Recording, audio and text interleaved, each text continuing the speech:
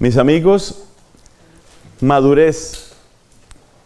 ¿Qué queremos decir con esta palabra y por qué es importante? Tal vez lo primero que viene a nuestra mente es lo que sucede con las frutas. Es agradable comer una fruta cuando está en su punto, cuando ya está madura. Usualmente utilizamos la palabra verde o inmadura cuando no ha llegado a su punto. La madurez indica en ese sentido una especie de plenitud. Es la primera idea que tal vez puede quedar en nosotros. Lo que ha llegado a su plenitud, lo que ha desplegado completamente sus riquezas, sus posibilidades, sus características. Esto es lo que nosotros llamamos madurez. Madurez igual plenitud. Mientras no se ha llegado a esa plenitud, podemos decir que lo que hay son posibilidades, promesas. A veces cuando se conoce una persona que tiene algunas capacidades, pero apenas las está desarrollando, decimos, promete mucho. ¿Qué queremos decir con esto? No ha desarrollado todo su potencial, pero va en un buen camino. Entonces, de aquí llegamos a una segunda definición informal de lo que es la madurez. La madurez es el cumplimiento de una promesa. La primera idea es, madurez corresponde ¿a qué? Madurez corresponde a plenitud. La segunda idea es que la madurez corresponde al cumplimiento de una promesa. Por ejemplo, pensemos en un jugador de béisbol, un jugador de fútbol. Lo conocimos de joven y decimos, promete mucho. Después de unos años hay que ver si se cumplió esa promesa o no. Porque entonces podemos decir, pasó un tiempo y sí, iba bien, pero no desarrolló su potencial. Era un buen guitarrista, pero no sé, tal vez le faltó como prepararse más, le faltó más tutoría, no ha desarrollado su potencial, no llegó a su plenitud. Prometió, pero no cumplió. Entonces la segunda idea de la madurez es el cumplimiento de una promesa. Porque cada uno de nosotros, en cierto sentido, es el resultado de su pasado, pero cada uno de nosotros también es una promesa de futuro. Una promesa, es bonita esa expresión, una promesa. Yo soy una promesa de futuro. ¿Por qué digo que es bonito? Porque desde el punto de vista de nuestra fe, fíjate que también hay promesas que también tienen que cumplirse.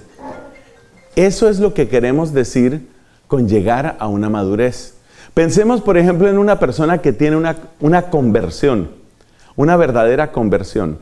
Esa persona resulta que asiste a un retiro y tiene un encuentro personal con Jesucristo. Incluso esa persona nos dice que ha sentido la efusión del Espíritu Santo. Esa persona llora, se conmueve, está llena de alegría, Cuando vemos todo eso decimos, promete.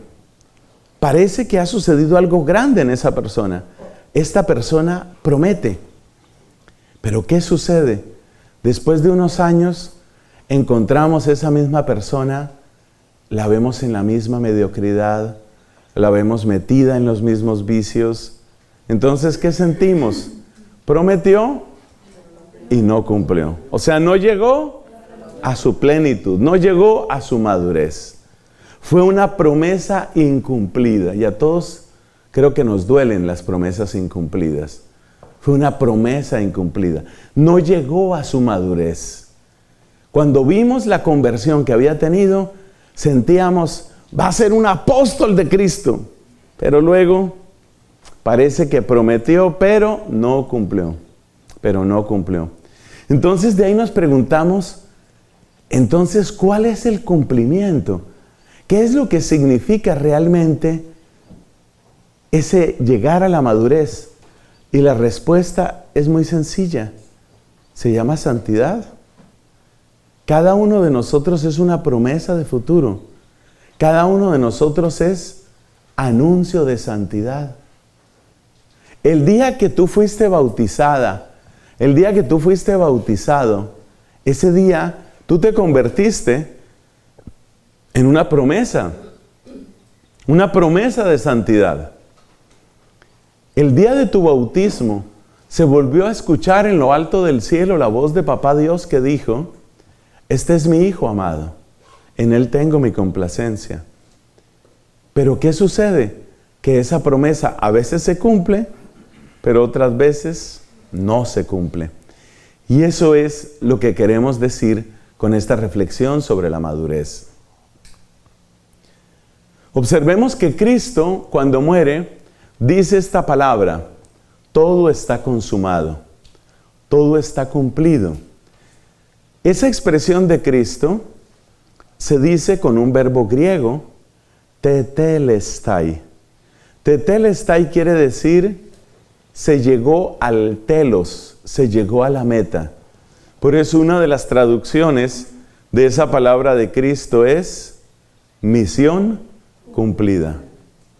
O sea que Cristo en el bautismo escuchó la voz del Padre que decía: este es mi Hijo amado. Y al morir en la cruz, Cristo dice: tetelestai, misión cumplida.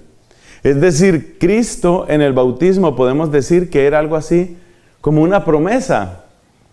Cristo en la cruz, amando hasta el extremo, es el cumplimiento de esa promesa. Entonces viene una pregunta para cada uno de nosotros: ¿cómo estamos en términos de cumplimiento? ¿Estamos viviendo esa plenitud, la plenitud a la que fuimos llamados? ¿Estamos en camino hacia esa plenitud por lo menos? ¿O nos cansamos? ¿O nos hemos cansado? Observa que el camino hacia la plenitud no es un camino recto, es un camino lleno de obstáculos, es un camino que tiene muchas dificultades.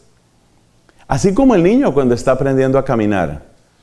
El niño que aprende a caminar se cae, y se cae muchas veces, pero al final lo logra. El pianista que está practicando seguramente mete muchas veces los dedos donde no es, pero está aprendiendo, está avanzando. Un día da el concierto, absolutamente perfecto, magistral, único.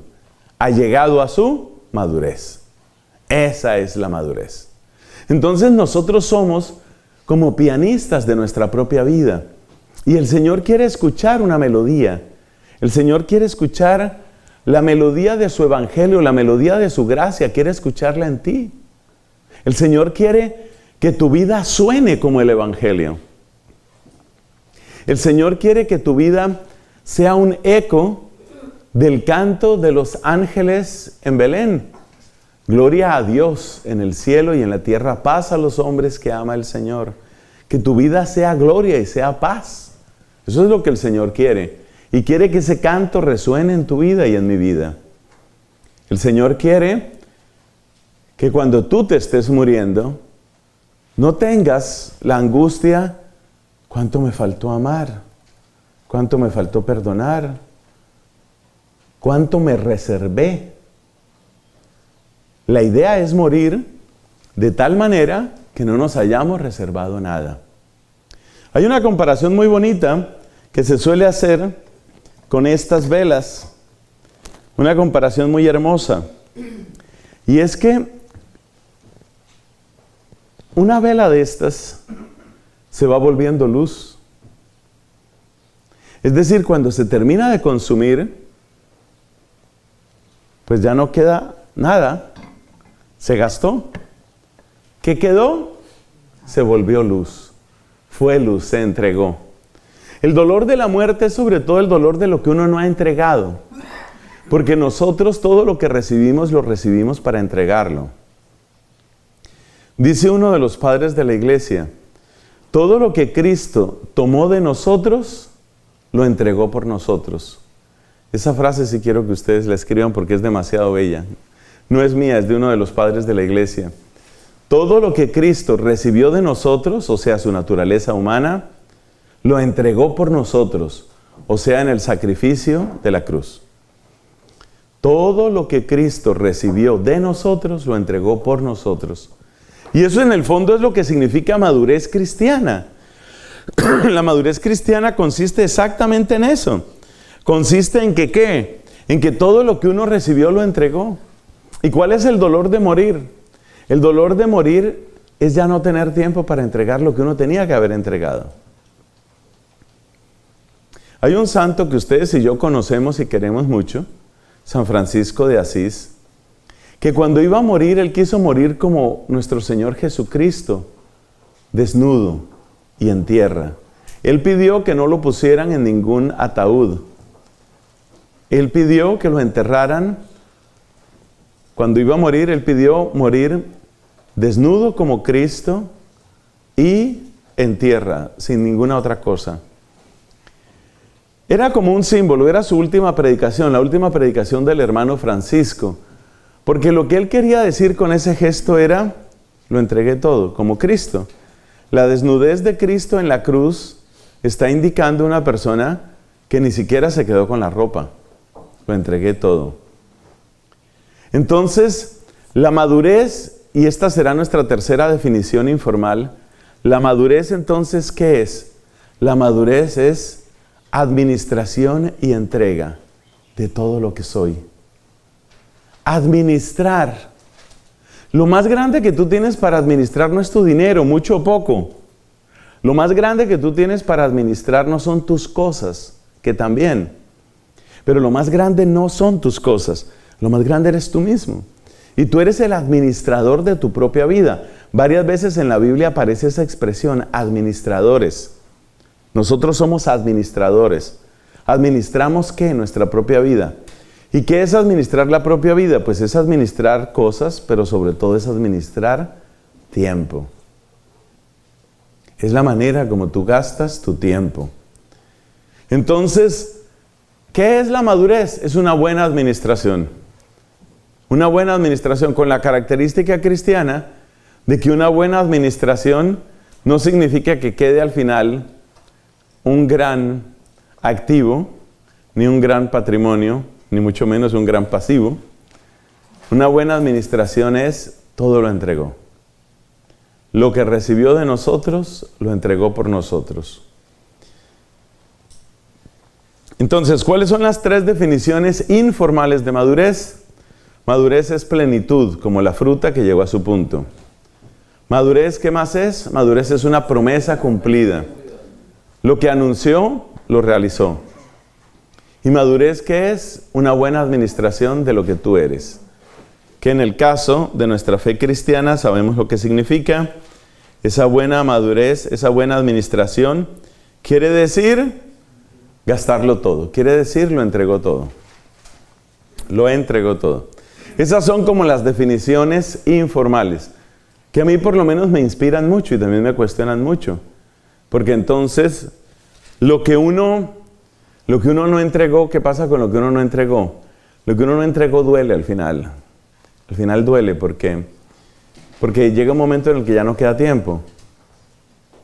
Ya no queda tiempo para entregarlo. Es muy importante en como en todos los retiros espirituales, es muy importante que nosotros realmente nos dejemos interpelar, nos dejemos cuestionar y tomemos también las decisiones que tenemos que tomar. O sea, uno no participa en un retiro espiritual para seguir igual, ¿no? Siempre un retiro es para dar un paso. De eso se trata. Bueno, entonces ya tenemos, esa era la primera parte de esta predicación. Definiciones informales sobre madurez. Segunda parte. Vamos a hablar de los rasgos de la madurez. Esta parte va a ser muy interesante porque es la que nos va a orientar mucho sobre el punto de la educación.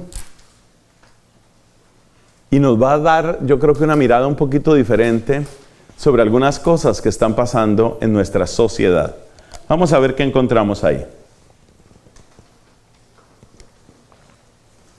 ¿Cuáles son los rasgos de la madurez? O sea, la pregunta a la que queremos responder aquí es, ¿cómo reconocemos una persona madura?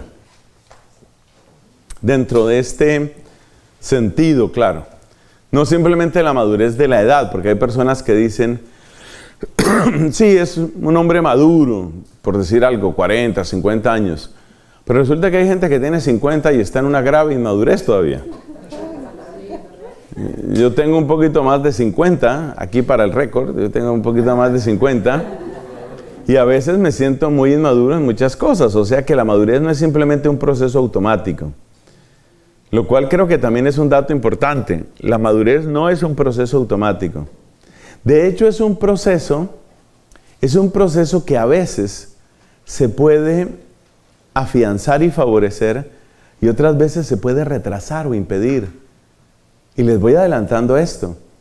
Hoy en la sociedad hay fuerzas muy grandes que quieren mantenernos en la inmadurez. La inmadurez es muy útil para los intereses de ciertos grupos económicos, políticos, mantenernos en la inmadurez. Eso es importante. Bueno, entonces, pregunta, ¿cómo se reconoce una persona madura? Que podamos decir, sí, realmente es una persona en la que se cumple lo que hemos dicho de plenitud, promesa cumplida, buena administración de la propia vida. ¿Cómo la reconocemos? Vamos a ofrecer aquí, la lista no es exhaustiva, pero vamos a ofrecer aquí 7 rasgos. Rasgos de una persona madura. Esta parte tiene bastante ingrediente psicológico, como les anuncié. 7 rasgos de una persona madura. 7 rasgos. Para ir haciendo como el test, ¿no? Aquí uno va viendo el test y va diciendo, a ver qué tal estoy, porque quizás me voy a morir de viejo y no he llegado a la madurez. 7 rasgos de una persona madura. El primer rasgo se llama, y tal vez es el más sobresaliente, se llama buen juicio. Buen juicio, que significa capacidad de dar una opinión ponderada, razonable y justa. Eso es buen juicio. Dar una opinión ponderada, razonable y justa. Eso es buen juicio. Y es una de las características principales de la madurez. ¿Cómo se manifiesta esto? Normalmente se manifiesta cuando una persona tiene que dar una opinión sobre algo o sobre alguien, sobre una situación o sobre otra persona. Como me enseñó mi estimada amiga Santa Catalina de Siena, doctora de la Iglesia, todos estos elementos hay que aprenderlos con contraste. Es decir, ver cuándo sí y ver cuándo no. Entonces, ¿cómo es la persona inmadura? La persona inmadura obra de esta manera. Si alguien me cae bien, solo digo cosas buenas de esa persona.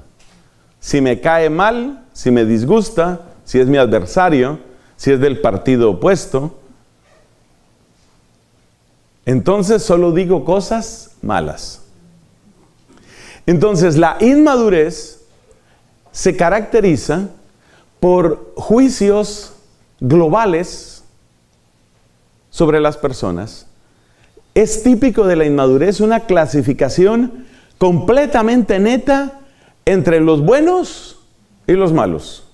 Por supuesto, la persona que piensa así siempre se pone del lado de los buenos. Nosotros, los buenos. Entonces, la inmadurez suele caracterizarse por una manera de hablar en la que se acumulan o los elogios o las críticas, incluso los insultos. Esto sucede muchísimo hoy en día en asuntos de política, muchísimo, pero también en otros ámbitos. Entonces, en asuntos de política, ¿cómo es? Si yo soy demócrata, cualquier cosa que haga un republicano, no importa lo que sea, yo intento leerlo de la peor forma posible, criticarlo de la forma más amarga posible. ¿Por qué? Porque lo hizo un republicano. Si yo soy republicano, cualquier cosa que diga un demócrata me parece tonta, perversa, malintencionada, dañina, simplemente porque es un demócrata. Eso es pura inmadurez. Entonces, la madurez del buen juicio, ¿en qué consiste? En la capacidad de ver lo bueno incluso en mi adversario, y la capacidad de ver lo defectuoso o malo incluso en mi amigo y en mí mismo, por supuesto. Eso demuestra buen juicio. Si yo estoy escuchando a una persona que es de otra religión, que tiene otras ideas, que está proponiendo algo que a mí no me gusta, y yo tengo la capacidad, sin embargo, de ver en qué puede tener razón esa persona, a pesar de que no me gusta, a pesar de que está proponiendo lo contrario de lo que yo quiero, a pesar de que es mi enemigo políticamente, mi adversario religiosamente, pero yo soy capaz de ver lo bueno en esa persona, eso indica una gran madurez. Una gran madurez.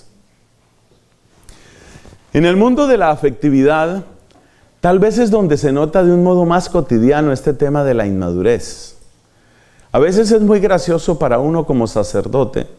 Yo a veces digo que los sacerdotes somos como observadores imparciales o neutros o externos de una gran cantidad de cosas. Porque uno los ve. Entonces uno ve, por ejemplo, en el proceso del noviazgo. Uno habla con ese muchacho. Bueno, ¿qué tal tu enamorada o tu novia? En fin, el nombre que se le da en todas partes. ¿Qué tal tu novia? Es el ser más dulce, hermoso, simpático, agradable. Amontona todo lo bueno. Todo lo bueno. Para que vea lo malo se necesita ¿qué?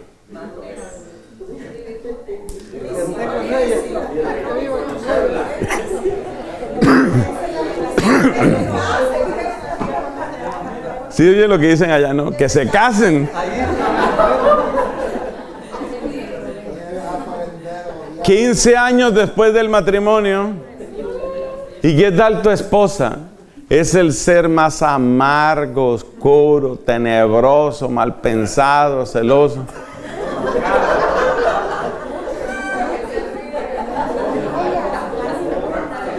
Entonces date cuenta. Primero, amontonaba lo positivo. Elogio sobre elogio sobre elogio. Estaba ciego, claramente. Luego, amontona negativo sobre negativo sobre negativo. De nuevo está ciego. Entonces la madurez implica una capacidad de ver. Ver, que quiere decir, no es todo bueno, tampoco es todo malo. Saber ver lo bueno de la persona en el momento en el que estamos de pelea puede salvar un matrimonio. Porque claro, si en el momento en el que estamos de pelea yo permito a mi mente que acumule solamente lo negativo y lo negativo y lo negativo de él o de ella, ¿qué va a pasar? Que voy a tomar una decisión. No tiene ningún propósito que yo siga viviendo con esta persona. Entonces fíjate la importancia que esto tiene. Y por eso cuando educamos a las personas para la madurez, las educamos también para la fidelidad y para la felicidad. Yo sé que hay circunstancias que van más allá de tus fuerzas. Yo sé que cada historia es cada historia. Pero yo sí debo decir aquí que muchos matrimonios se pueden salvar o se hubieran podido salvar con un poco más de madurez. Mucha más madurez. Para eso. Para poder ver lo bueno en momentos de dificultad. En la consejería de pareja, casi que este es el ejercicio principal. Cuando se va a hacer una consejería de pareja, esa historia la conozco yo, pero demasiado bien. Uno ya sabe cuál va a ser la primera conversación cuando se reúne con los dos. Cada uno llega con su dedo índice bien entrenado. ¿Por qué? Pero ella también tiene el dedo bien entrenado. Ahí no se va a poder hacer nada. Ahí no se va a poder hacer nada.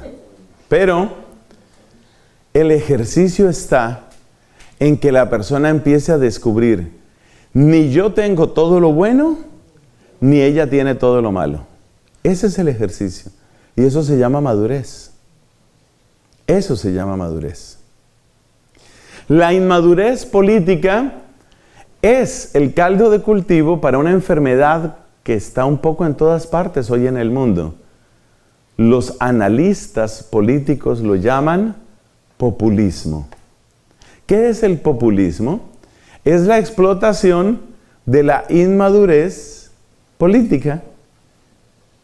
Entonces, por ejemplo, ahora en mi país, Colombia, estamos en proceso de elecciones. Hay elecciones presidenciales. Y estamos en ese ejercicio tonto, que se repite cada 4 años, pero cada vez como con más virulencia. ¿Ese ejercicio de qué?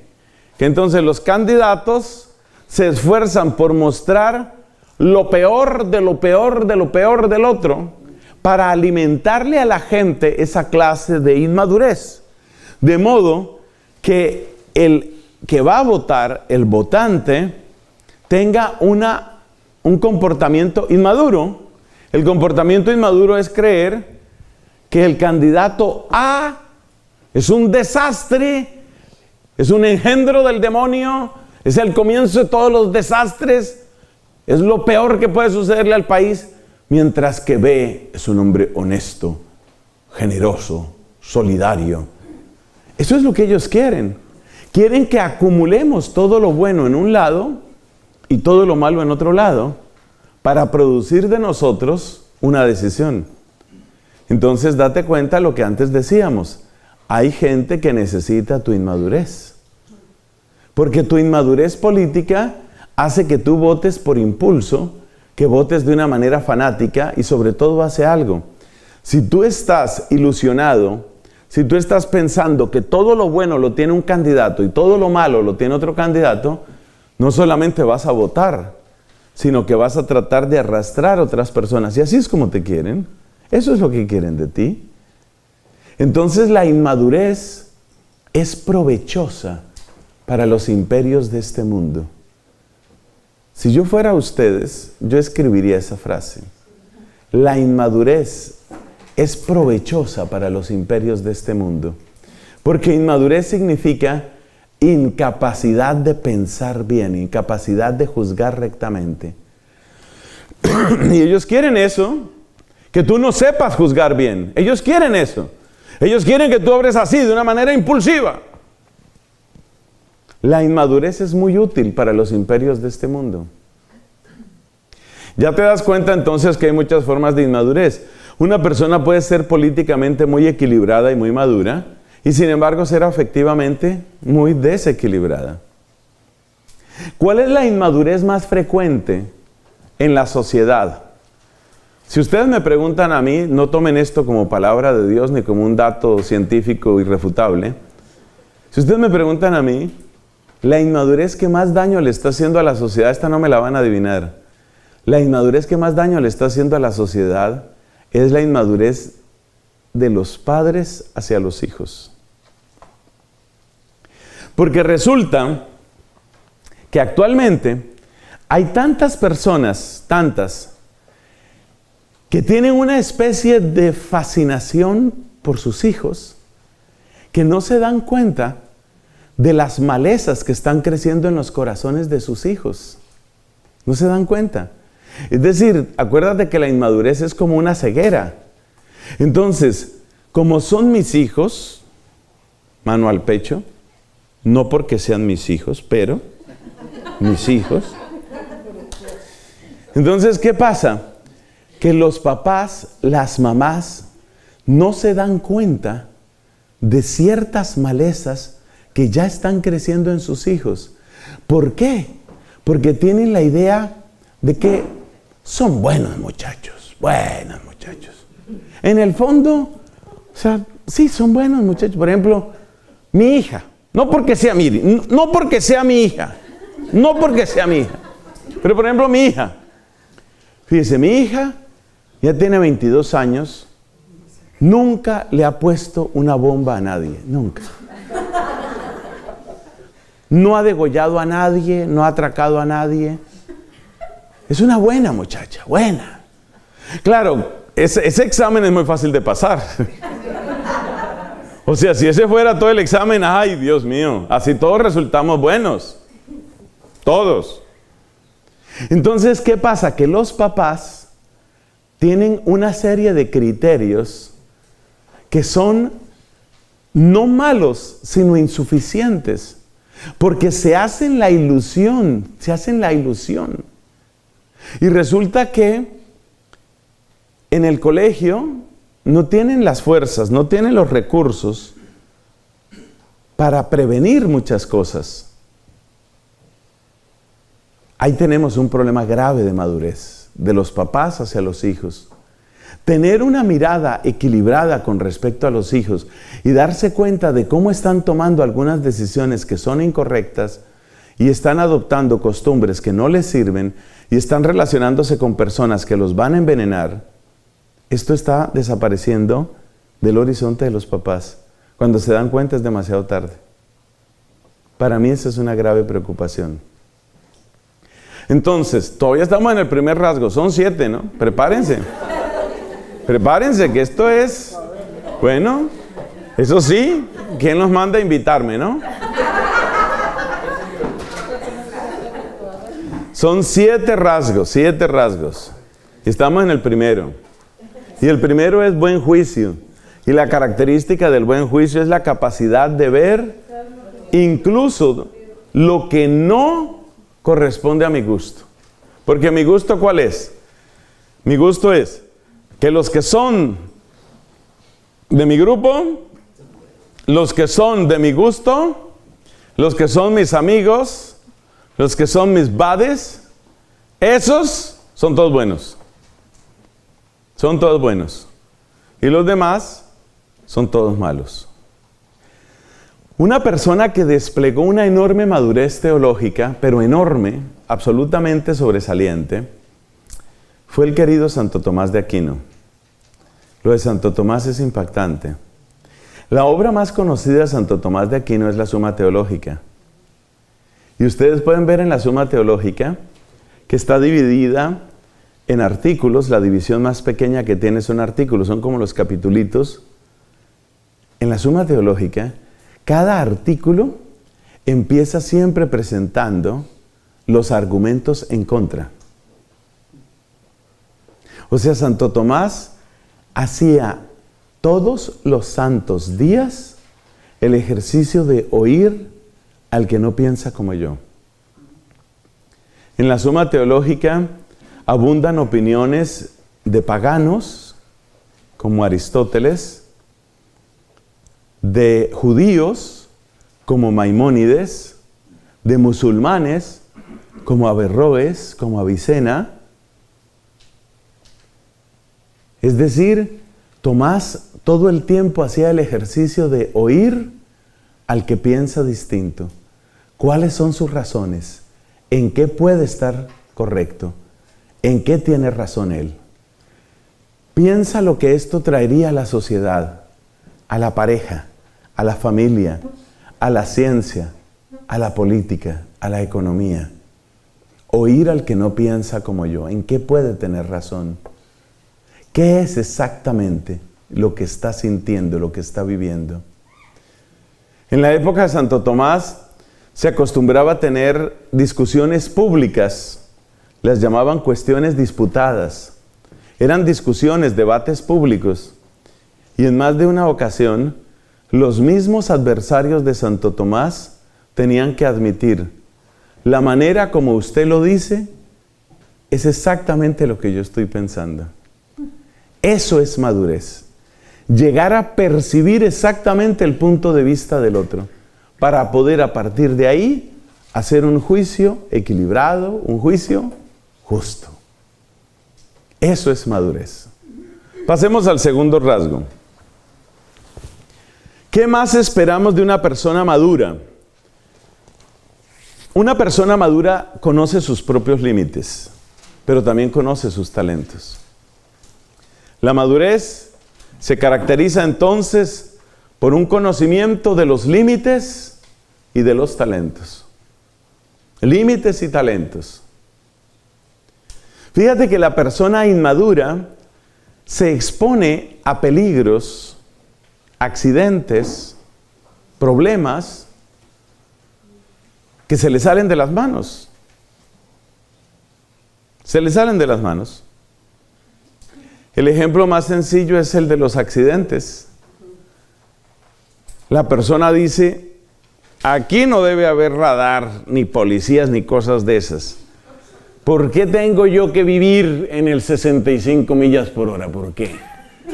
¿Qué se siente a 100, 110, 120, 140 millas por hora?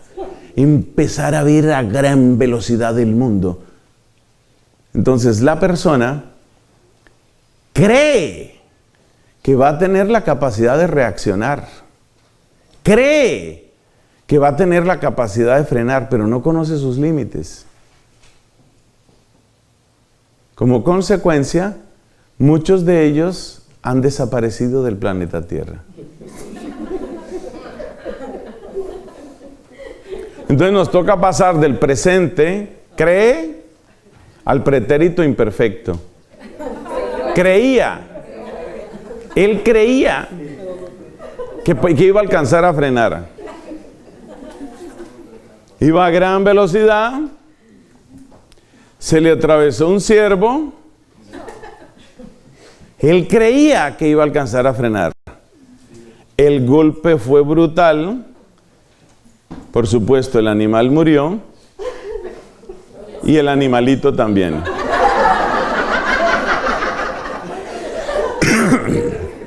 Entonces él creía que iba a alcanzar a frenar, pero no conoce sus límites.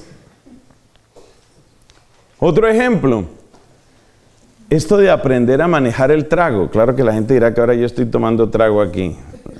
Entonces agua, por favor, para la grabación, entonces agua. Entonces, así le pasa a la gente cuando está empezando a probar el licor. No conocen su límite. Ah, no, entonces yo me tomo uno, me tomo dos, me tomo tres, cuatro. La persona no conoce su límite, es una persona inmadura, no conoce su límite. Las parejas, en la parte sensual, sexual, les pasa eso.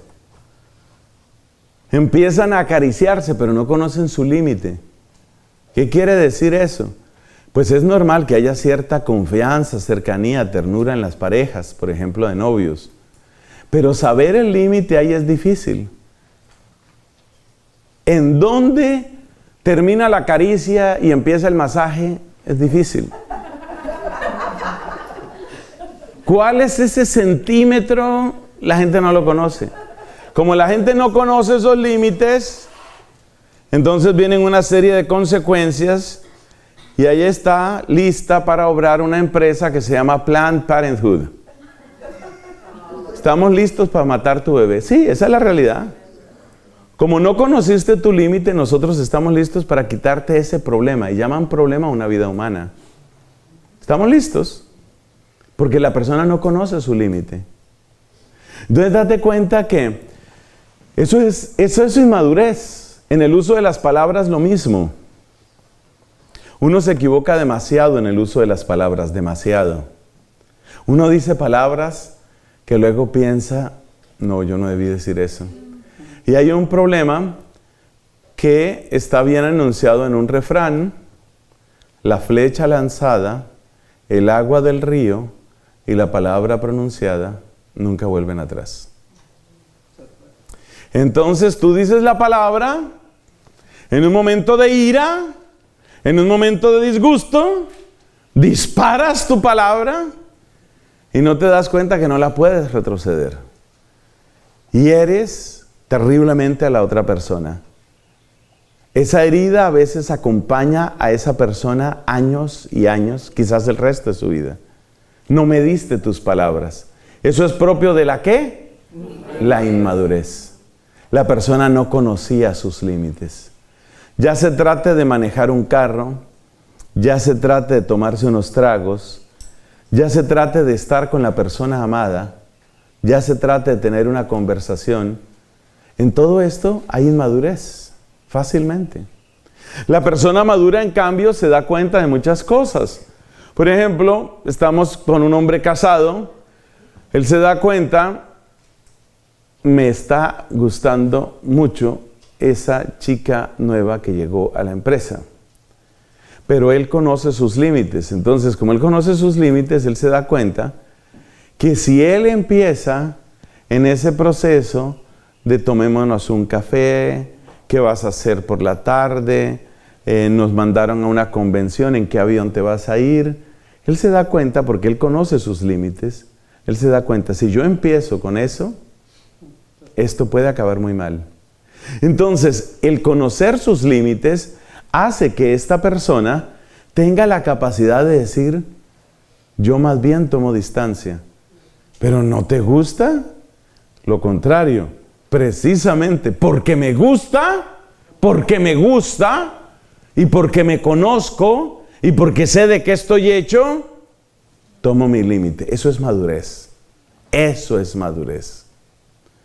Saber escoger qué peleas.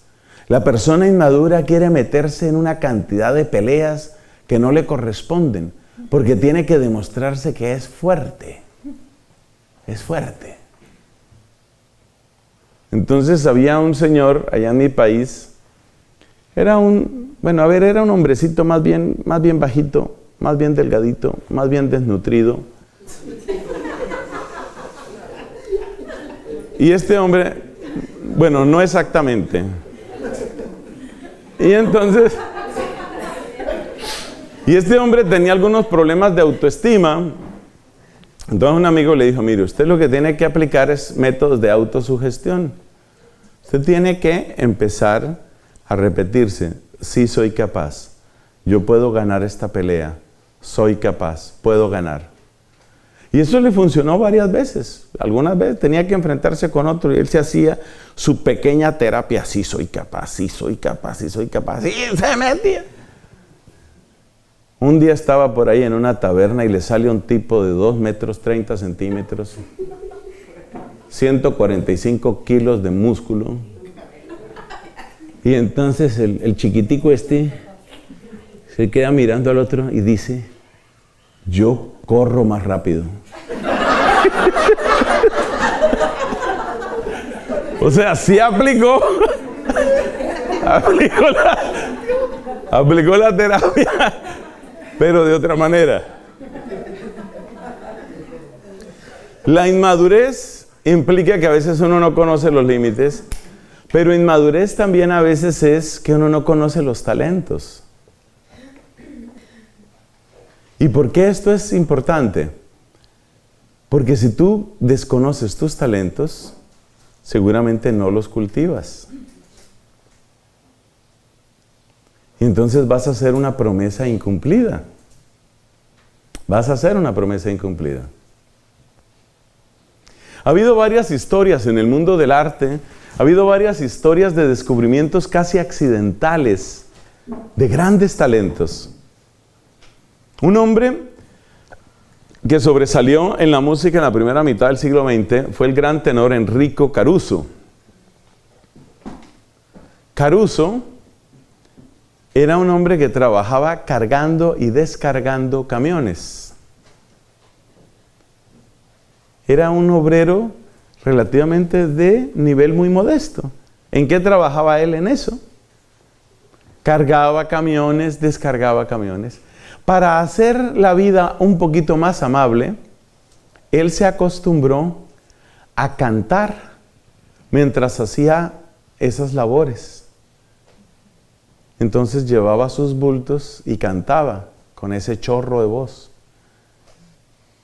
De repente alguien lo descubrió.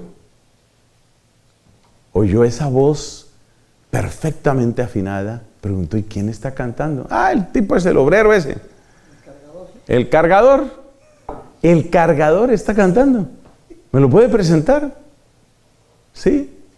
¿Usted cómo se llama el otro allá? Bien sudado, con sus paquetes y todo. Con sus bultos. ¿Cómo se llama? Enrico. Enrico. Y usted quisiera hacer una prueba de canto. ¿Prueba? Lo que llaman una audición, ¿no? ¿Quiere hacer una audición? Resultó ser uno de los mejores tenores del mundo. Si a él nadie le hace ver la calidad absolutamente sobresaliente de su voz, nunca hubiera cultivado eso hasta llegar a los niveles de perfección a los que llegó. Entonces uno también tiene que saber eso. Madurez no es solamente que yo conozca mis límites, sino que yo conozca los talentos que están dormidos en mí, de los que yo mismo no sé. Porque si no los conozco, no los cultivo, y si no los cultivo, nunca maduran. Observemos las palabras que dice Jesucristo en su encuentro con el apóstol Pedro, que en ese momento no era el apóstol Pedro, sino era Simón, el pescador de Galilea. ¿Qué le dice Jesús?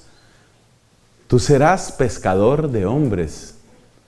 Y mucho tiempo después le dice otra frase impresionante. Le dice, sobre esta piedra edificaré mi iglesia.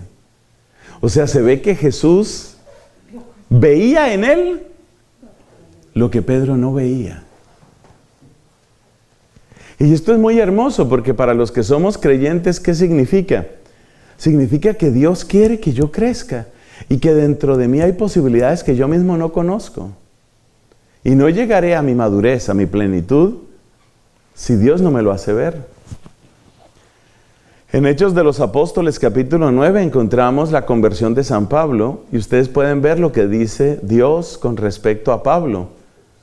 Porque Ananías se queja ante Dios y dice, pero si ese es un perseguidor. Y entonces le dice Dios a Ananías, es un instrumento escogido. Un instrumento escogido. ¿Quién se lo iba a imaginar? Entonces Dios ve en nosotros cosas que nosotros no vemos, y solo llegaremos a nuestra madurez conociendo nuestros talentos, pero cuidado también, nuestras limitaciones, ¿cierto? Hay que conocer las limitaciones. Bueno, miremos, tercer rasgo de madurez, la estabilidad anímica. Estabilidad de ánimo. Eso tiene una palabra muy bonita que viene del latín, la ecuanimidad. Estabilidad anímica. Ecuanimidad es una señal de madurez. ¿Por qué? Cuando una persona tiene estabilidad de ánimo, tú sabes a qué atenerte con ella. Tú sabes cómo tratarla. Tú sabes qué esperar de esa persona. Tú sabes también qué no esperar de esa persona. La estabilidad de ánimo es una gran señal de madurez. Cuando una persona es inestable en su ánimo, hay algunas personas así, ¿no? Un día saludan, son muy amigables. Hola, ¿cómo estás? ¡Qué alegría! Sí, bueno, todo muy bien, sí, muy bien. Al otro día, no saluda, no conoce, se encierra. Al otro día, ¿qué le disgustó? Al otro día, ¿de qué se estará riendo? Al otro día, ¿y ahora por qué le dio por llorar? Al otro día, ¿por qué llegó y se fue? Al otro día, ¿y ahora por qué volvió? Cuando una persona tiene esa terrible inestabilidad de ánimo, la calificamos de inmadura. Suele ser una de las características en la adolescencia. Por eso hay en inglés esa palabra, ¿no? Moody. Mood Es eso, como el estado de ánimo, ¿no? Y de estar moody es eso. Es la persona que nunca se sabe ahora con qué va a salir. Y muchos adolescentes a veces son así, no se sabe. Y ahora entonces, ¿qué le pasó? ¿Qué le dolió? ¿Qué le picó? ¿Qué le gustó? No se sabe, nadie sabe. Contratemos un equipo de especialistas a ver qué fue lo que le pasó. Entonces, eso hace difícil el trabajo en comunidad y hace difícil la vida en sociedad porque no se sabe a qué atenerse con la persona. La estabilidad de ánimo también indica una cosa interesante. La estabilidad de ánimo también indica que la persona tiene razones profundas para ser como es. Tiene raíces profundas.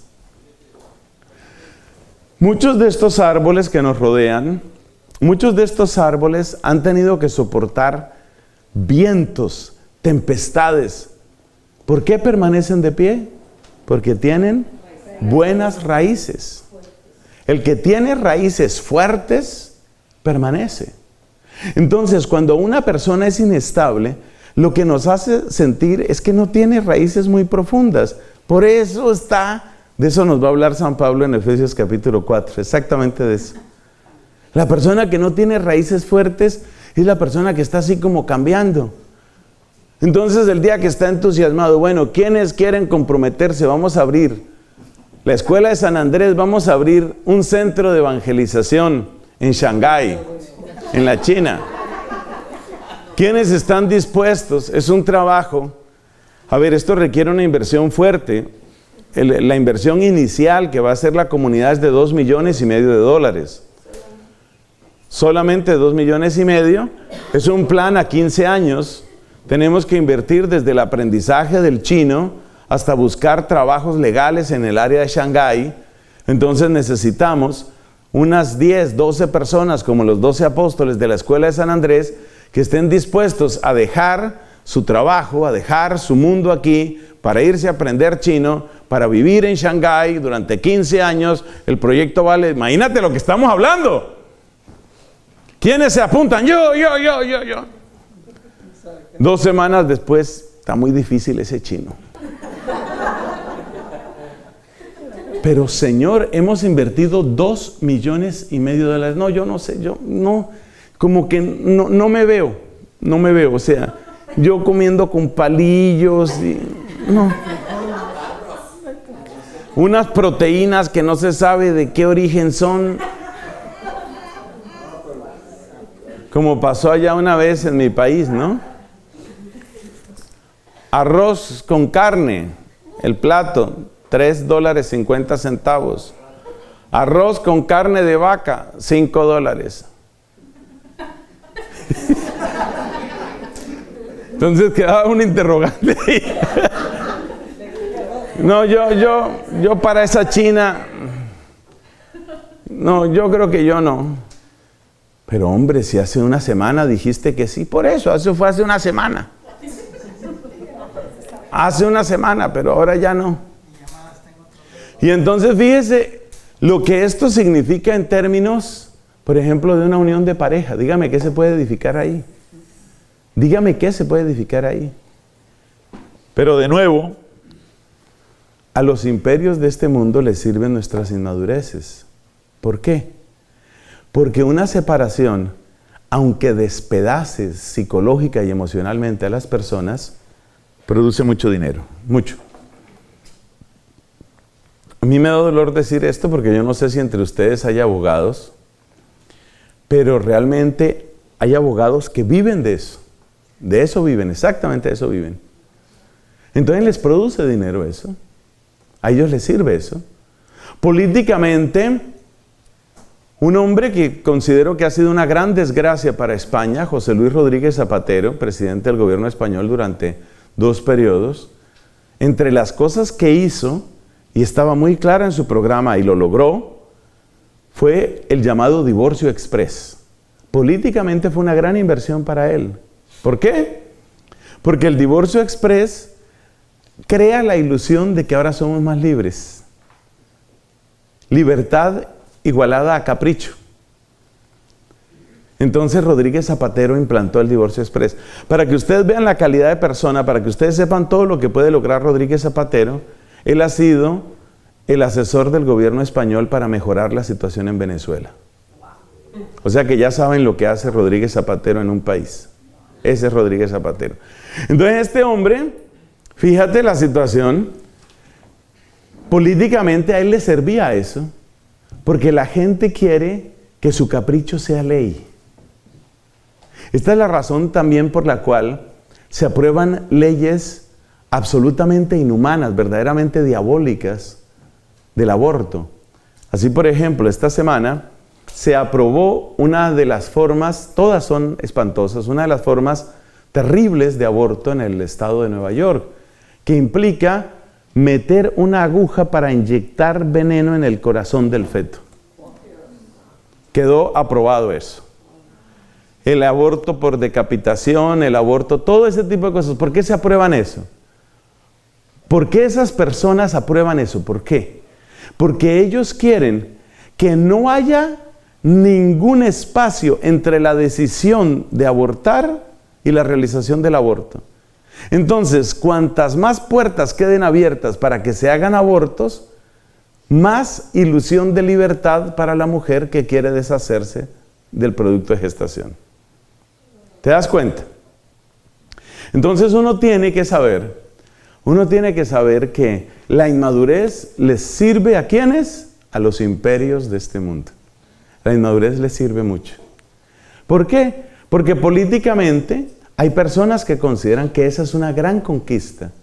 Que se pueda, como decía una cierta candidata, yo no digo cuál, una candidata a la presidencia de Estados Unidos decía, un día antes del parto debería poderse abortar. Esa es la idea que tenía esa candidata. ¿Por qué esa idea?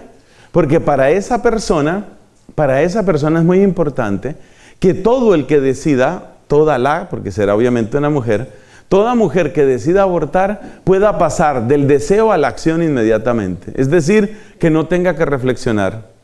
Ha habido estados de Estados Unidos que han puesto restricciones, como por ejemplo, toda mujer que quiera abortar tiene que ver una ecografía. Han quitado esas restricciones en muchos lugares. La Corte Suprema se ha opuesto en más de una ocasión a las restricciones en ese sentido, pero es una disputa que sigue abierta en este país. ¿Por qué no quieren que la mujer vea una ecografía de lo que va a matar? ¿Por qué no quieren? Porque quieren que sea inmediato, que se pase del deseo a la acción. Es decir, la inmadurez. La inmadurez es indispensable para los imperios de este mundo. Entonces llevamos 3 rasgos. Primer rasgo, buen juicio. Segundo rasgo, conciencia de talentos y limitaciones. Tercer rasgo, estabilidad anímica, es decir, que la persona no esté subiendo y bajando. ¿Qué significa que una persona no está subiendo y bajando? Significa que es una persona que ¿qué? Es una persona que tiene raíces profundas, convicciones profundas. Entonces, uno tiene que preguntarse, ¿las raíces de mi felicidad, las raíces de mi paz, son profundas o no son profundas? Uno tiene que preguntarse eso. Porque si las raíces de mi felicidad son, por ejemplo, que todo me salga bien, que no haya tráfico, que me caiga bien la comida, que me encuentre solo con mis amigos, que me pongan poco trabajo y me den harta plata. Si uno va a poner su felicidad en esas cosas tan superficiales, es evidente que uno va a ser como una caña sacudida. Pero si mi felicidad profunda está, por ejemplo, en que Dios no envió a su Hijo para condenar al mundo, sino para que el mundo se salve, y yo he descubierto alegría en esa realidad y en esa verdad, eso no me lo quita nadie. Esa va a ser felicidad permanente. Esa va a ser una paz firme. Eso es lo propio de una persona madura. Cuarto rasgo. Una persona madura tiene una clara, razonable y estable jerarquía de valores. Jerarquía de prioridades, tengo yo escrito aquí. La persona que es madura tiene una jerarquía de prioridades clara, razonable y estable. De modo que ni siquiera pierde tiempo. Ni siquiera pierde tiempo en eso. Su jerarquía de prioridades es clara. Clara. Mira, te tengo un negocio. Hemos descubierto que en el estado de Alberta, aquí en el país vecino, hay una gran demanda de cocaína. Entonces nosotros te conseguimos el cargamento, tú lo pasas, lo entregas, por kilo te ganas 1,500. Mira a ver si te sirve o no te sirve. Y entonces, ay Dios mío, y entonces, este personaje, como tiene clara su jerarquía de prioridades, no, pero piénsalo. No tengo que pensarlo. No tengo que pensarlo. Ya está claro. No me lo planteo. No le pierdo tiempo a eso. No. Mi prioridad está clara. Mi jerarquía de prioridades está clara. Ya sé. Eso es propio de una persona madura. En cambio, la persona inmadura es como Groucho Marx, el famoso humorista de hace muchos años aquí en Estados Unidos. Claro, como todos ustedes son jóvenes, no saben de eso. Groucho Marx fue un famoso humorista aquí de hace mucho tiempo. Y él tenía un humor muy inteligente. Entonces, por ejemplo, en una de sus películas sale esta frase que me parece así magistral. Dice él en una discusión con otro personaje: y estos son mis principios. Y si no les sirven, tengo otros. Entonces el inmaduro es ese, ¿no? El inmaduro es ese. Tengo mis principios, pero también tengo otra cajita de principios por ahí, por si acaso. O si no, que esto también pasa en la Iglesia Católica y ahí sí ya no va a dar risa. Hay gente que tiene sus principios, pero cuando ya es con mi familia, tengo otros. Entonces su escala de valores, su escala de prioridades es distinta. Yo he visto eso en mi país, particularmente con ese tema que tengo que subrayarlo porque va a ser nuestra batalla toda la vida, el tema del aborto. Yo he conocido señoras católicas, pro vida, hasta que una hija se les embarazó. Y ya en ese momento, entonces ya la cosa es de otra manera, ya es a otro precio, porque ya ahora sí es mi hija. ¿Eso qué demuestra? Una tremenda inmadurez. Si tienes tus prioridades, si tus prioridades son de verdad, si tus principios son de verdad, si no son un juego, entonces tus principios se mantienen, tus prioridades se mantienen. Eso es propio de la persona madura. Hay personas que tenían unas prioridades cuando eran empleados y cambian de prioridades cuando se vuelven empleadores. Hay personas que tienen unos principios para aplicarlos al hijo y otros principios para aplicarlos a la hija, porque no ve que ella es mujer. O a veces es lo contrario, es la mujer la privilegiada, como una historia muy buena que sucedió por allá en mi país. Resulta que le pregunto a una señora, ya mayor ella, no tan mayor como algunos de ustedes, pero ya mayorcita. Entonces tenía ya sus hijos casados, tenía un hijo y una hija, y entonces le pregunto, bueno, ¿y qué tal tus hijos? Y me dice, mira, mi hija muy bien, muy bien, está muy bien casada, mira, este hombre realmente la atiende, la quiere, la complace en todo, la saca a cenar 4 veces a la semana, le da vacaciones a Europa cada 2 años. Excelente, mi hija. Ah, bueno. ¿Y tu hijo? Ese sí se casó mal. Porque la esposa quiere que la saque a cenar 4 veces a la semana, que la lleve a Europa 2 veces. Fíjate, tiene unos principios para una cosa y otros principios para otra cosa. ¿Esa es la persona qué? Inmadura. La persona madura dice, en un momentico, vamos a jugar. Eso tiene de bonito esta cultura anglo, el fair play, ¿no? Vamos a jugar con las mismas reglas, ¿no? Nosotros jugamos con las mismas reglas y nosotros jugamos según la ley. Eso tiene de bonito, esa manera de pensar que es frecuente entre los anglos. Entonces, date cuenta que el tener esa claridad de principios, esa jerarquía de prioridades es una gran señal de madurez. Un ejemplo que es chistoso, no tiene mucha importancia, pero es que me parece muy gracioso, Es el que me contaba una amiga. Cuando ella estaba por allá en su high school, en su universidad, el papá le corregía mucho. ¿Qué es eso de estar perdiendo tiempo con la televisión y viendo novelas? ¿Qué tiene usted que ver de una novela mexicana, venezolana, colombiana? ¿Qué tiene que ver la Betty esa? Había una novela que se llama así, ¿no? Betty la Fea. Entonces este señor criticaba a la hija porque veía mucha televisión, hasta que él se pensionó. Cuando ya él entró en su tiempo de retirement, su tiempo de retiro, a ver novelas él. Entonces fíjate, unas eran mis prioridades cuando era para mi hija. Otras son mis prioridades cuando ya yo me jubilé. Unas son mis prioridades cuando son para los hijos. Otras son las prioridades para los nietos. A ver, les miro los ojitos. ¿No serán ustedes de aquellos que tienen unas prioridades para los hijos y otras para los nietos? ¿No es que hasta los abuelos dicen eso?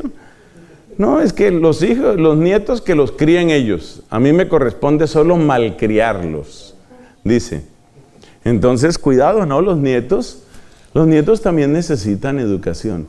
Entonces, la jerarquía de prioridades es una de las señales de una persona realmente madura. Una persona que tiene unas claridades y que sabe cómo van las cosas y por dónde van las cosas. Eso es madurez.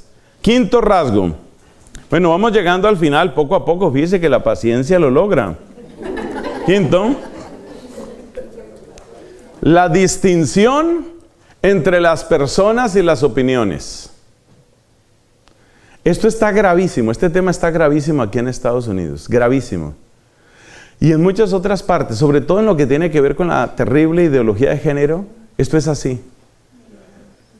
Es la distinción entre personas y opiniones. Distinción entre personas y opiniones. Me explico.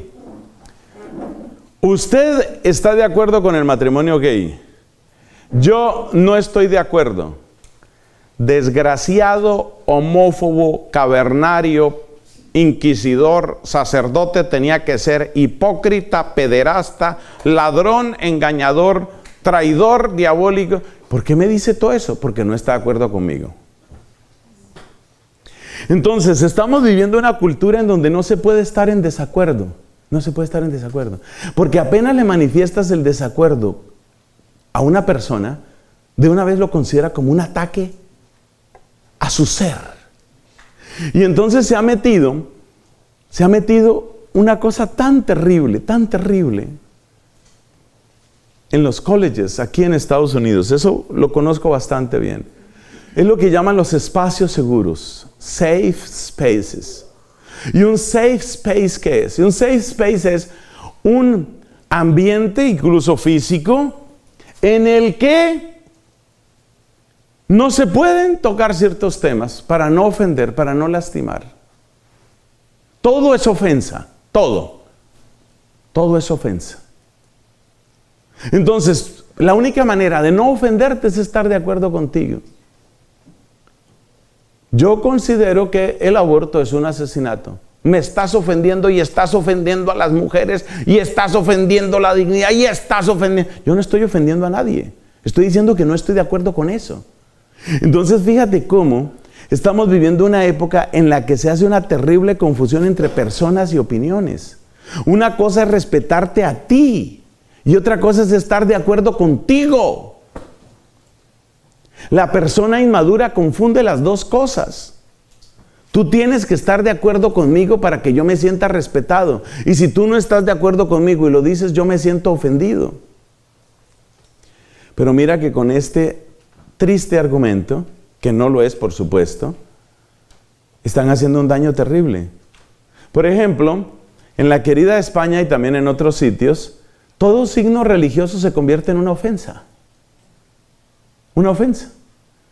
Entonces, por ejemplo, en una cierta población, allá en España, en la pared exterior de una iglesia había una cruz de piedra que recordaba a los muertos en la guerra civil o lo que fuera. Una cruz de piedra. La cruz es una ofensa. Hay que quitar la cruz. Lo mismo ha pasado aquí en Estados Unidos. Aquí han quitado una cantidad, con cruces no se meten todavía, pero para allá van. Han quitado una cantidad de monumentos a los 10 mandamientos. Durante mucho tiempo, en Estados Unidos, fue una referencia moral prácticamente universal la tabla de los 10 mandamientos. Pero si no lo conocen, averigüen la historia del monumento de los 10 mandamientos en Oklahoma City. Es eso. No, tú no puedes poner los 10 mandamientos. ¿Por qué? Porque estás ofendiendo a los satánicos, estás ofendiendo a los, a los ateos, estás ofendiendo a los Krishna, y tú ves que la población es 95% cristiana, pero no podemos ofender a nadie. ¿Y en qué consiste la ofensa? ¿Quiere definirme la ofensa? ¿Qué es ofender? Ofender es que yo exprese una opinión contraria a la de usted. Eso está pasando en Estados Unidos. Y yo vuelvo a lo que dije hace un rato. Los papás no están preparados para detectar estos ambientes en los que se mueven los hijos. Y los papás no están preparando a sus hijos para vivir en esos ambientes. No están preparando a los hijos. Entonces, ¿qué pasa? Que entre ustedes y sus hijos suele haber un gap, suele haber un abismo muy profundo. Y muchos papás no saben por qué. ¿Sabes cuál es la diferencia? Es que tú vives en un mundo y tu hijo vive en otro mundo. Y tú no preparaste a tu hijo para que viviera en un mundo que es muy diferente al tuyo. Porque en el mundo de él o de ella, en el mundo de ella, hay temas de los que no se puede hablar. Porque vas a sufrir persecución, aislamiento, ridículo, acusación. Te van a hacer llamados disciplinarios. Te van a ofender. Entonces los papás y los hijos viven en lugares completamente diferentes. ¿Por qué? Por lo que estamos diciendo aquí, porque no se hace una distinción entre las personas y las opiniones. Es muy importante enseñar a los hijos y enseñarnos nosotros que yo no tengo que estar de acuerdo contigo para que tú te sientas respetado. Yo puedo estar en perfecto desacuerdo contigo. Y ese es, de hecho, uno de los pilares sobre los que está fundado los Estados Unidos de América. Exactamente sobre eso. Sobre la capacidad de estar en desacuerdo. Cuando se elimina el desacuerdo, cuando se suprime el desacuerdo, ¿a qué estamos jugando? Estamos jugando a la dictadura, a la manipulación. Y eso está pasando en los colleges. El estado más liberal que tienen los Estados Unidos de América parece ser California. Parece ser. Hay distintas opiniones, pero mucha gente coincide en que ese es el estado más liberal en el sentido moral y muchas otras cosas, California.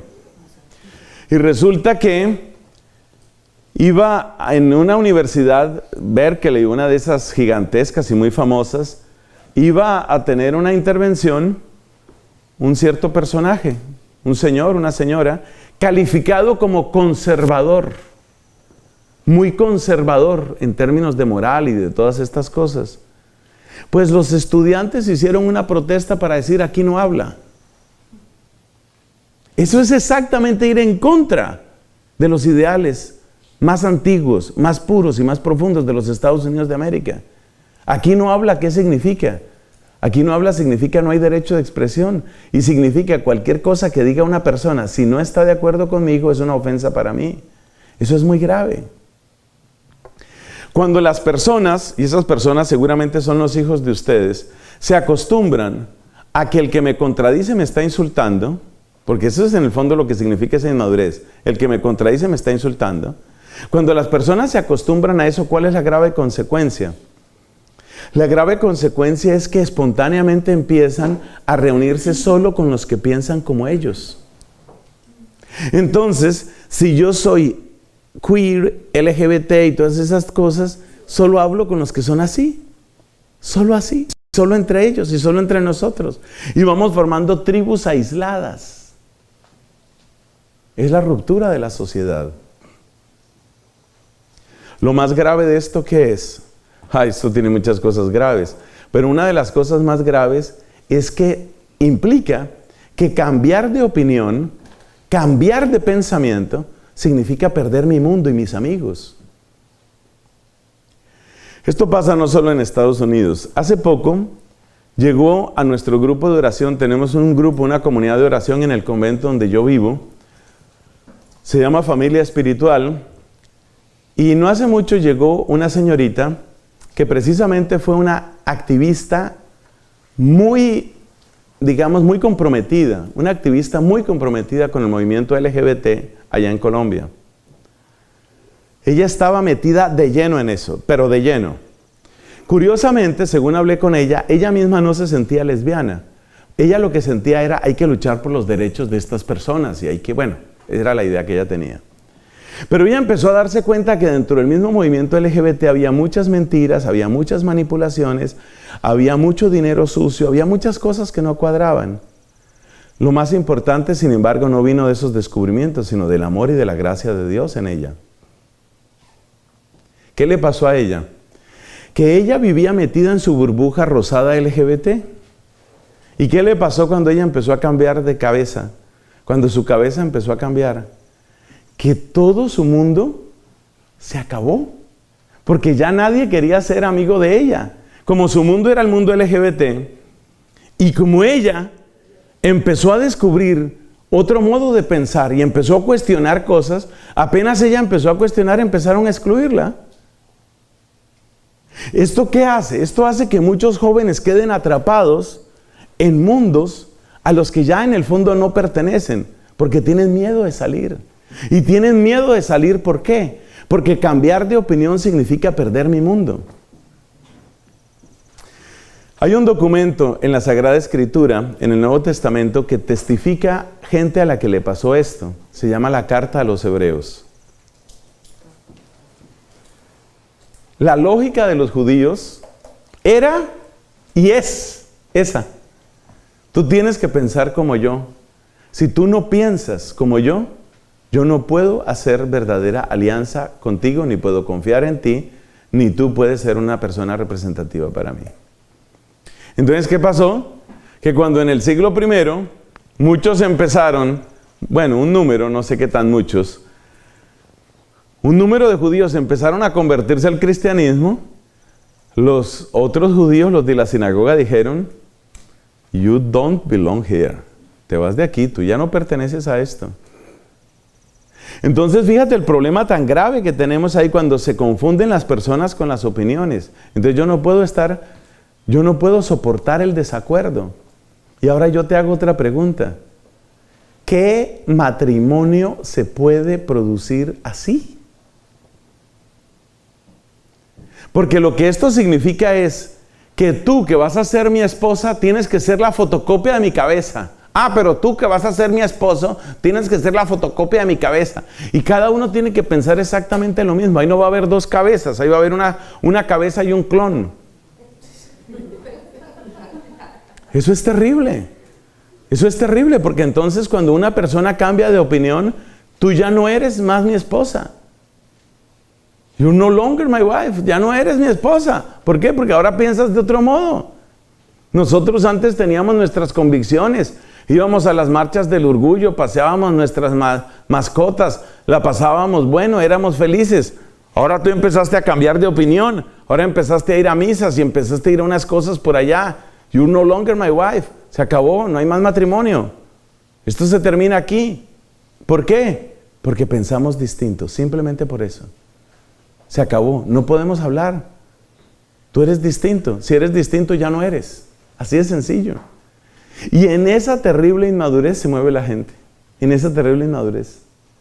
Entonces la mayor parte de nuestros jóvenes, especialmente en los Estados Unidos de América, pero esto está repitiéndose en todas partes. Ustedes no crean que es muy diferente. No hace mucho tuve ocasión de ofrecer unas predicaciones en San Pedro de Sula, en Honduras. Jóvenes universitarios de un cierto nivel. Yo veía, es impresionante. Honduras, lo mismo que Colombia, lo mismo que Argentina. Esto es mundial. Esto es mundial. Y la gente está en eso. La gente está en eso. Esa es la manera actual de pensar. Es decir, la inmadurez se ha instalado profundamente en nuestra sociedad. Y yo me siento ofendido. Si tú me dices otra cosa, me estás ofendiendo. Entonces, una cruz es una ofensa para un musulmán. Entonces hay que quitar la cruz.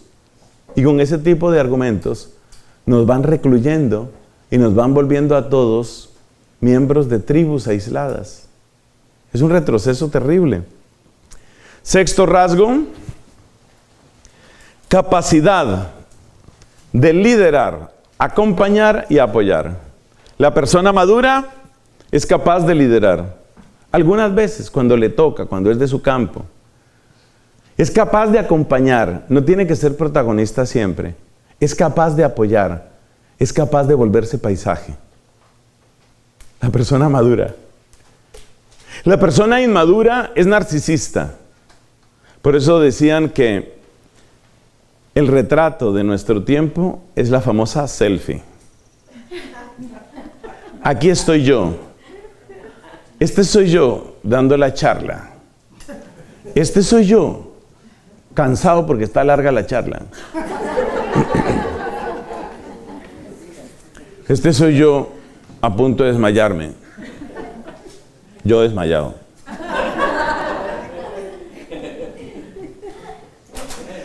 Entonces, la inmadurez es narcisista, ¿no? La inmadurez siempre necesita estar buscando protagonismo. Como el niño, ¿has visto cuando los niños empiezan a llamar la atención, no?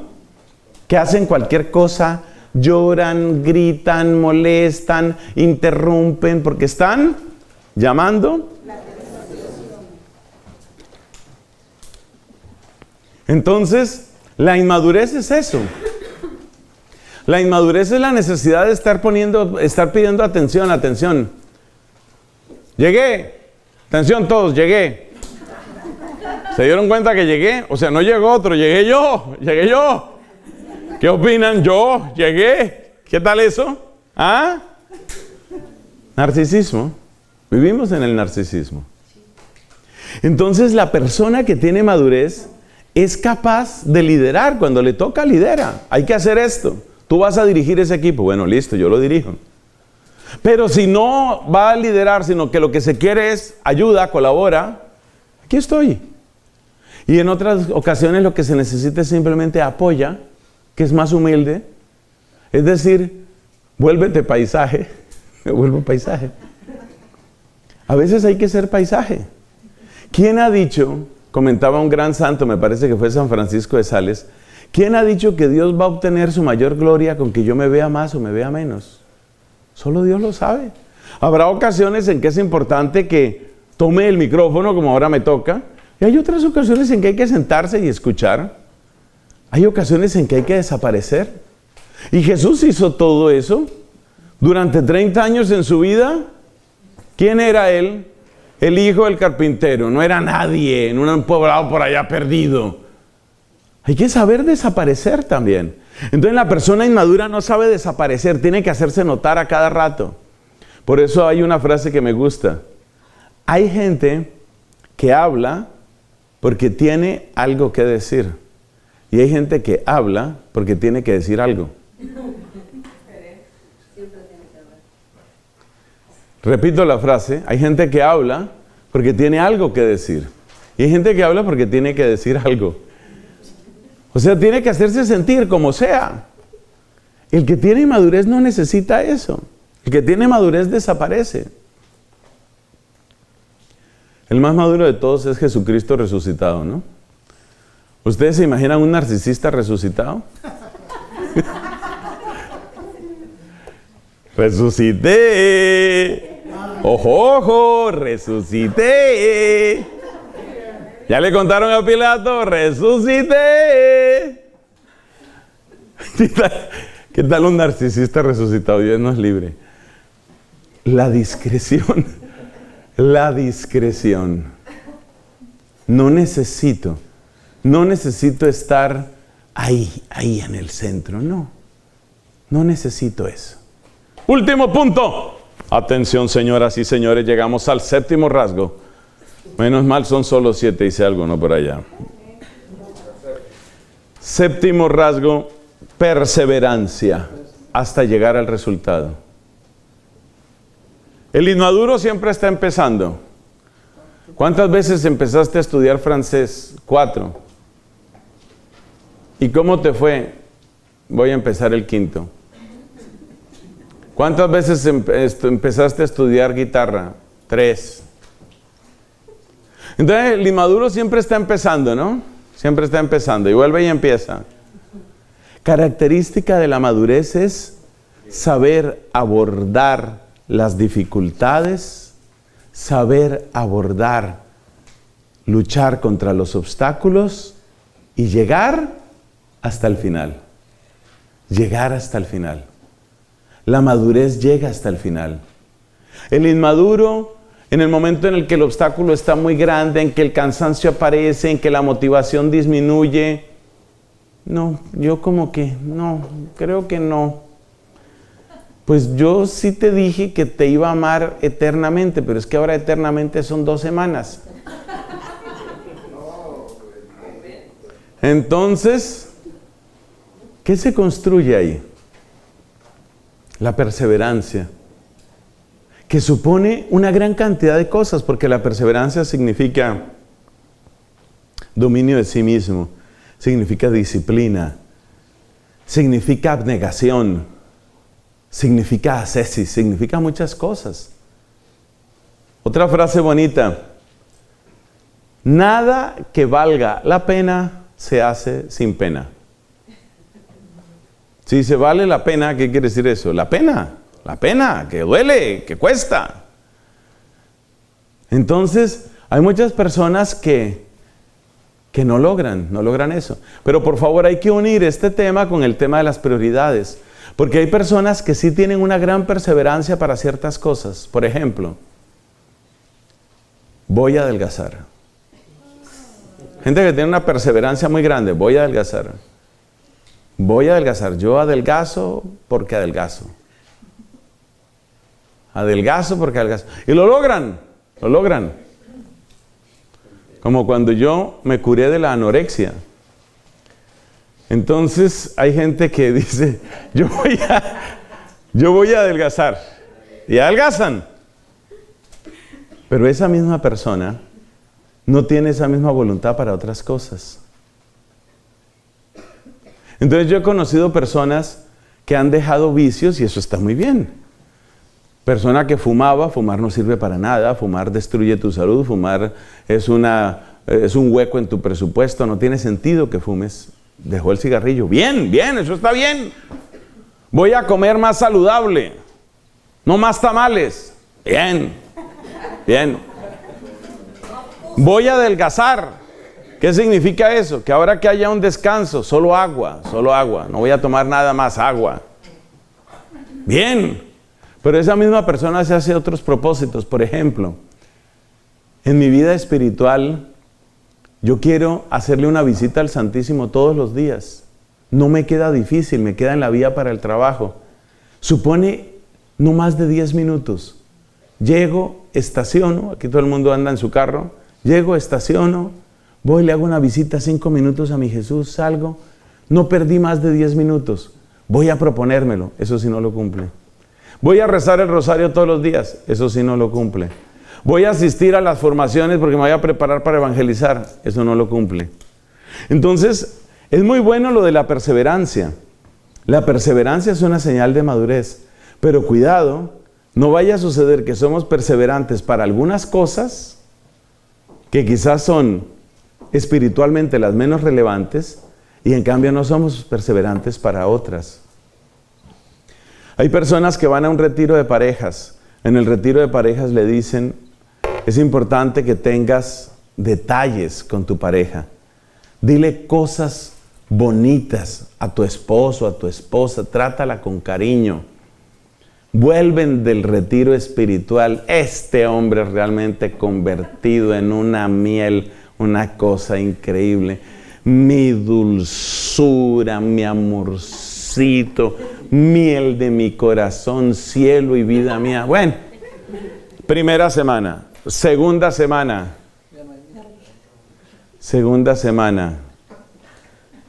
¿Cómo estás? ¿Cómo te va? ¿Qué hay del trabajo? Más o menos le habla. Tercera semana, se van acabando los detalles. Cuarta semana, ¿qué pasa que en esta casa? Se acabó todo. Entonces no hay perseverancia. Y todos sabemos que para mejorar las relaciones de pareja, las relaciones de familia, para mejorarnos a nosotros mismos, la perseverancia es la clave, la consistencia es la clave. Todos sabemos que así se necesita. Bueno, esta es una presentación, necesitábamos esta introducción. Esta es una presentación de qué es la madurez y de cuáles son qué? Los rasgos principales sobre la madurez, para que sepamos cuáles son los rasgos principales de la madurez, y hemos visto que son esos 7. Vamos a enunciar esos 7 rasgos rápidamente para el resumen. Es tener buen juicio, conciencia de los límites y de los talentos, es el segundo. Estabilidad de ánimo, es el tercero. ¿Cuál es el cuarto? Jerarquía de prioridades, que sea clara, que sea razonable, que sea constante, ¿cierto? Quinto, distinción entre personas y situaciones y opiniones, para que se acabe esa cuestión de que cualquier contradicción, ¡ay, me estás ofendiendo! Por eso ahora se habla de la generación snowflake, ¿no? Son los copitos de nieve. Cualquier cosa que les digas, ¡ay, me ofendiste! No, ya, no sé, me siento tan ofendido, tan ofendido. Yo creo que necesito unos 3 días para reponerme. 3 días. Sexto, ¿cuál era el sexto? Y finalmente, séptimo. Gloria al Padre, al Hijo y al Espíritu Santo.